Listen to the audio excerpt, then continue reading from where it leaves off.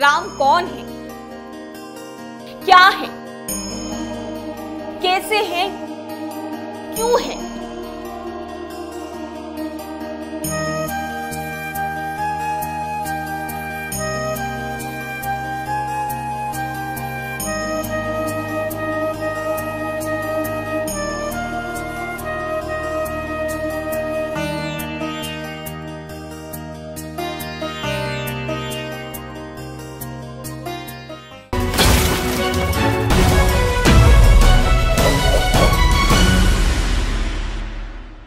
नमस्कार, आप देख रहे हैं देशवा न्यूज और मैं हूं आपके साथ दक्षा प्रिया। राम कौन है, क्या है, कैसे है, क्यों है? ये सवाल अब गौन हो चुके हैं। हर सनातनी राम को जानता है, हर हिंदुस्तानी राम को पूजता है, हर भारतवंशी का राम से वास्ता है। मगर इसी धरा पर कुछ ऐसे महानुभाव हैं, वो कहते हैं कि रामायण एक काल्पनिक ग्रंथ है और भगवान राम काल्पनिक पात्र। बड़ी बात तो ये है कि सवाल उठाने वाले कौन हैं, जो खुद के नाम के आगे राम लगाते हैं। वैसे लोग भी हैं जो अक्षर ज्ञान लेकर प्रोफेसर भी बन बैठे हैं। रामचरितमानस के एक दो चौपाई पढ़कर बिना भाव और अर्थ को समझे वो रामचरितमानस पर सवाल उठाते हैं। खुद को सनातनी भी कहते हैं। वाह, है ना दिलचस्प बात। कहते हैं ना, भगवान ने चमड़े का मुंह दिया, बोल दो कुछ भी। बोलने में थोड़े ना टैक्स लगता है, लेकिन महानुभाव भूल जाते हैं कि उन्हें बोलने के लिए ये मुंह किसने दिया। क्या किताबी ज्ञान लेकर किसी वैज्ञानिक ने उन्हें पैदा कर दिया? खैर, इसका जवाब तो वो खुद भी जानते हैं। इससे भी बड़ी बात, उन लोगों को खुद उनके पूर्वज के बारे में जानकारी नहीं होगी। उनके दादाजी के दादाजी कौन थे, शायद ये भी ना बता पाए, लेकिन श्री राम और दशरथ के बारे में जरूर जानते होंगे।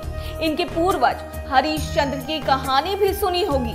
ये भी संभव है कि जब उनके पिताजी, दादाजी या परिवार के किसी अन्य सदस्य का निधन हुआ हो तो उनका अंतिम संस्कार उसी हरिश्चंद्र घाट पर किया गया होगा, जिनके वंशज श्री राम हैं। साथ ही राम नाम सत्य है का नारा भी लगाते हैं। खैर, हरिश्चंद्र की कहानी तो सतयुग की बात है। उस युग में भी वैसे लोग होंगे जिनका धर्म से वास्ता नहीं होगा। राक्षस और पिशाच की श्रेणी वाले लोग, उनका इस युग में अवतरण भी हुआ होगा। अब सवाल उठता है, कहीं ये लोग हमें बताने की जरूरत नहीं, आप समझ ही गए होंगे। खैर, अगर भूल गए होंगे तो मैं उनकी याद ताजा करा देती हूँ।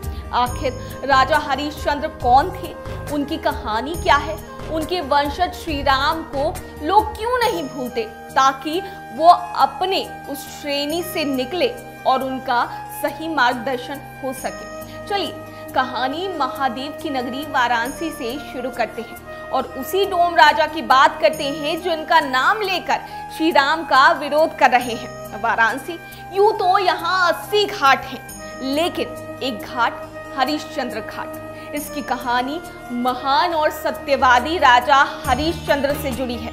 वो हरिश्चंद्र जो अयोध्या के राजा थे, बहुत ही सत्यवादी और धर्मपरायण। वे भगवान राम के पूर्वज थे।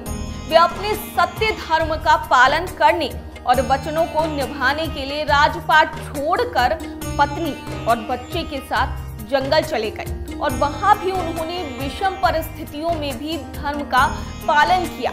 धर्म का पालन करने के लिए उन्होंने पत्नी, बच्चों सहित स्वयं को चांडाल के यहाँ बेच दिया और शमशान में कर वसूली करने लगे। विषम परिस्थितियों में उनका धर्म पथ नहीं डगमगाया। उनके उस काल में डोम राजा के रूप में ही था। आज भी वो राजा ही है। सनातन और रामचरितमानस तो हमें यही सिखाता है, तो फिर सवाल कैसे?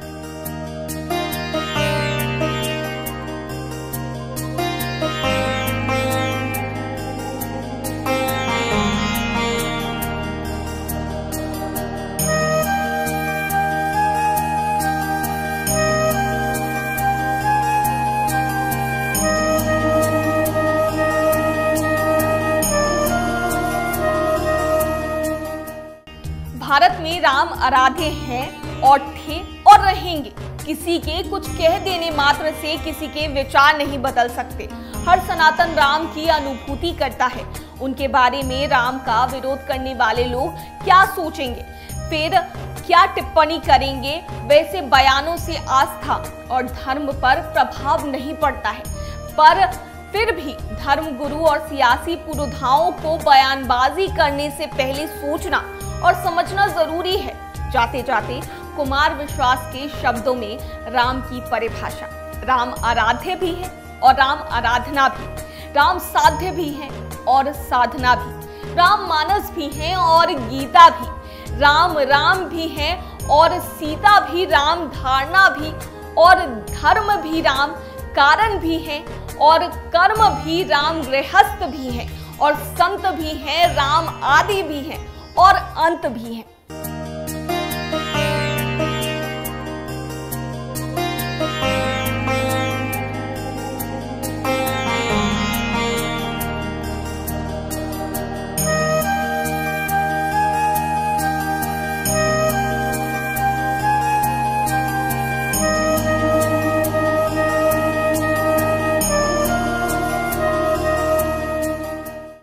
सिर्फ खबर दिखाना देशवा न्यूज का मकसद नहीं। देशवा न्यूज की कोशिश है कि समाज की सूरत बदलनी चाहिए।